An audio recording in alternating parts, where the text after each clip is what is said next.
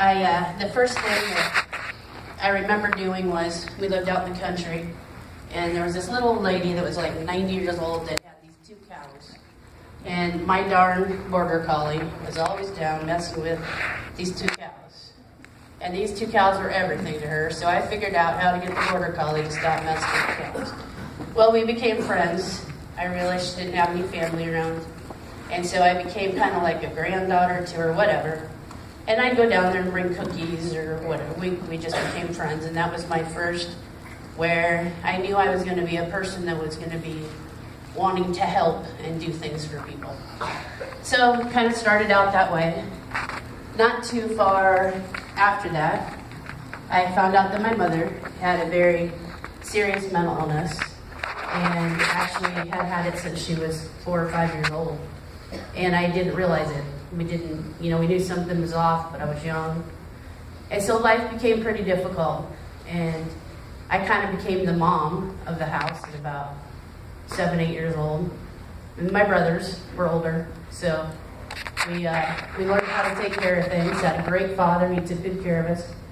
But we went to different churches, and I was always looking for the right church because I knew something wasn't right. And my parents were raised Mormon, and my mother was raised Catholic. My father raised Mormon. And then that changed, and it went back and forth, and sometimes we were Mormons, and sometimes we were Catholics. So pretty soon they decided they weren't going to be anything. And so we had moved into town, and now we're probably, let's say I'm in my teens now. I was probably 9, 10 years old. And I had a friend that walked to the Catholic church. So I would walk to the Catholic church every Wednesday for what they called catechism. Didn't really know what it was. All I know is I learned the Apostles' Creed. And I wore a special dress to, I can't remember the term anymore, but somebody out there probably knows it. And so I did that whole thing and got the water splashed on my head and was baptized Catholic. And continued to look at that, but I knew it wasn't right. Then I'd say the Mormons found me, and I started going back with them again. And they had these really good-looking elders, the missionary boys they send out. And I say, there's a reason they send those out. The first time the 2 guys come to my door, and they're about 20, and I was probably 19. And I'm going, yeah, you can come on in. Forget whatever story you want to bring in. So the whole time they're in there, I'm thinking, yeah, they're good looking. Mm-hmm. Yep. Didn't hear a word they were saying. And so at the end, they give me this Book of Mormon and say, will you read it? And if you read it right, we'll come back in a week and you'll have a burning in your bosom and you'll be ready to be baptized. And I'm, oh, cool, yeah, okay. So you're coming back in a week? And so they said that they really don't get food out there. The members pay, and they give them dinners, and that's how they get fed. So I thought, ooh, I can cook for them. So we had our first dinner. They came over and ate, and then I thought, oh, here comes a lesson. So we had the first lesson that, their beliefs, and I'm not, never have I ever been to trash or bash or anything like that. These people are very nice people. They believe what they believe for their reasons. But I knew it wasn't me. And I kept saying, this doesn't make sense. And so I then gave up and quit looking for a while. And I gave my life then to working with people with autism. And I started getting this, and there's a couple people out here that are sitting there that I probably met 18, 19 years ago, and they were the first autistic child that I worked with. And I would go, I started agencies where adults with autism could live in an apartment and in the community and be like all the rest of us. And it was my passion, and I loved it. And in the very beginning, I gave God all the credit. I said, you gave me this tough life. You gave me these hard things that happened. And without those hard things, I wouldn't have been able to do this because I wouldn't know what I was doing. And every time there was a problem, I would pray on my way there. And I would think, I would get these feelings from him. or what I thought was coming from him. I'm pretty sure they were. And it would give me a guidance of, okay, where am I going with this? So I would listen, and I'd walk in, and the people would say, oh my gosh, look at what you did. And I said, no, this is God telling me what to do. I don't have a clue what I'm doing. And they kept saying, you don't want to take compliments. So all this time, I'm giving all these compliments to God. Then all of a sudden, I thought, oh yeah, that pat on that back, that feels kind of good. And so then I started to fall away from thanking God. And I started taking that pat on my back and going, yeah, that feels kind of good. Well, shortly after that, I got very sick. That was the first time I got sick. Prior to that, I was pretty athletic. I did, lots of good things. Anyway, got sick, and I truly believe that God is a very loving Father, and He would never do anything to hurt me or anyone else.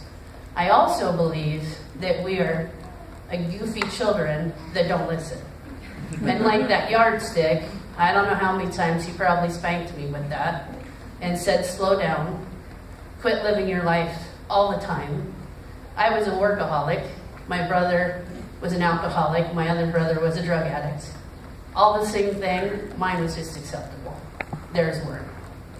And so, as that went on, I continued, and I didn't listen when I got so sick. Didn't listen to him again. Got right out, went and started working from home. Shouldn't have been. And so he gave me time again to work myself back up to, you might have to help me with this, but I compared it here in church to the Pharisees? Yes. Because the Pharisees knew the rules, they knew the laws, they knew what was going on. They knew who they were supposed to give the credit to, and then they'd start giving it to themselves. And so I didn't learn that till I came here. But before that, I learned that and I thought, whoa, that's what I was doing, that's pretty bad. So, and one thing I missed, I wanted to say, and so really, I got told that I was, I think I'm at the point, I got told I was terminal and was diagnosed with a very rare condition. And all the docs, I'm the one that they all say. I call them the little ducklings, so all the residents come. Even the phlebotomists come. I'm like, really, you need to know how to take blood because I have something that I don't get it, but okay, come on in.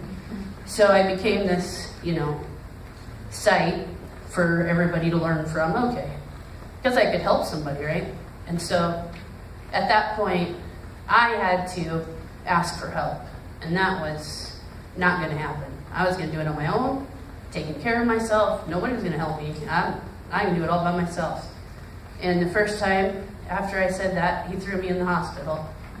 And they told me I wasn't going to come home. They told me I wouldn't walk out of that hospice.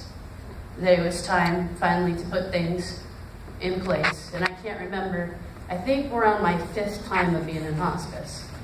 Because that time I got home. But I also learned I had to have help.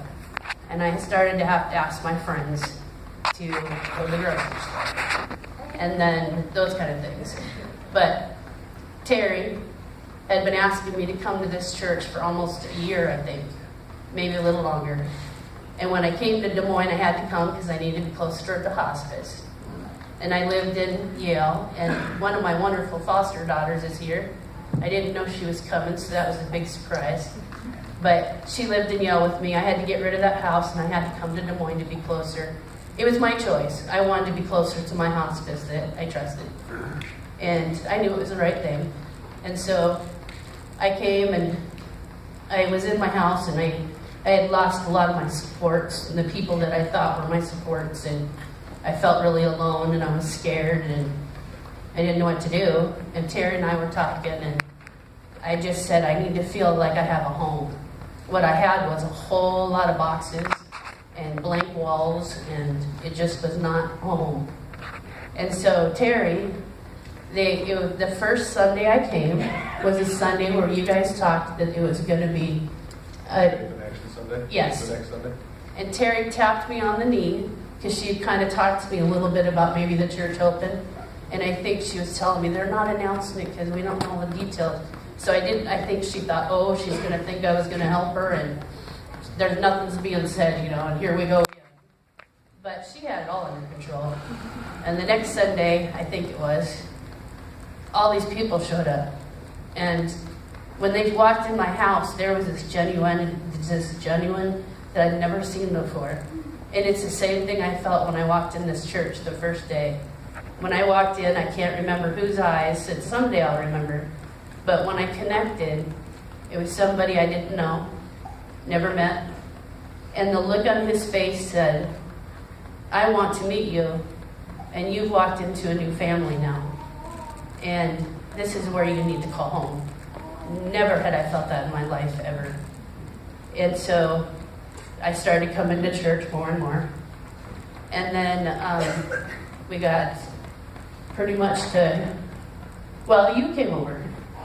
Yeah, so I had the privilege of meeting you one Sunday, sitting here, and who's this new part of the family here? Yeah, and you came over and talked to me, and you said, I was going through a horrible situation again.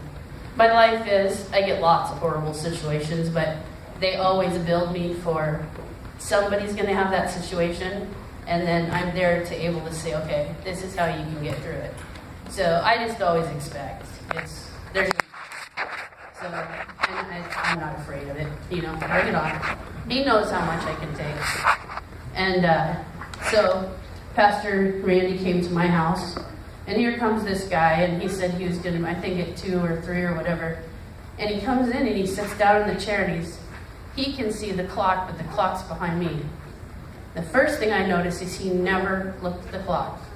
He never rolled his eyes like, I need to get going. He asked me my story, and I tried to do the abridged like I just did now. I hope it was abridged. And then, vaguely familiar to yeah, okay, when I was there. Good. And so then I asked, then he told me he talked about different things and how he had come. And I said that I really wanted to be, matter of fact, the first day I came, I filled out the little paper right away because, and I missed the part. Everybody came to my house that next Sunday, and the people that came were the right people because one of the Michelles, I call them one of the Michelles, but one of them they do logistics or something, and so she was the patient one that sat in my room and had to watch me go through every piece. Okay, am I going to throw this away, sell it, or throw it, that kind of thing. Then there was somebody that enjoyed decorating, put the pictures exactly where I would have, and I wasn't even in that room. There was a gentleman right there. He came and helped with some things with the doors and just things that needed to be fixed. And when they left, I had a home, and that was huge. So we did all that, and then I was like, I need to figure out this Mormon thing. And James, who is my pastor from hospice, when we first started to talk over a year ago now, I said my biggest goal was to make sure that I was going to the right place. That was the only thing I had left. Didn't have any regrets. And I had just had a celebration of life party because I believe hospice is about living with dignity. I don't believe it's about dying. I believe we live with dignity with hospice helping us with that. And when I take my last breath, then I'm going to my permanent home. And so that's how I face it. Amen. And so James had been talking about this, and we've been talking. And he's really good because he wouldn't give me any suggestions, but he is trying not to lead me, and he did a good job of that. Even though James and I are friends. So that's what happens. I like you, James. No. So this is what happens. Little did I know. My home health aide, I was telling her about this church I had found, and I was feeling so good, and that no matter what anybody was saying to me, I was feeling like, wow, I got a family. Because my whole biological family's gone.